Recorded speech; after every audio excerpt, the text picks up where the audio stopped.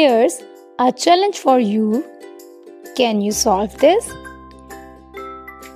80 minus 38. Wait, how do we subtract 8 from 0? Think about it. Welcome back to Mini Mathematician.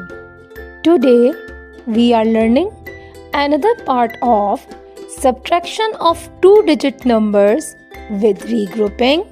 Let's get started. Let's solve our example. 80 minus 38.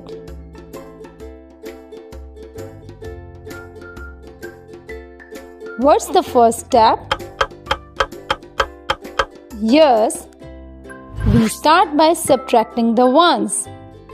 We have 0 minus 8, but we can't subtract 8 from 0. So, what do? Yes, we regroup. We borrow 1 10 from the tens place. Now, 0 becomes 10 and 8 tens become 7 tens. Now subtract.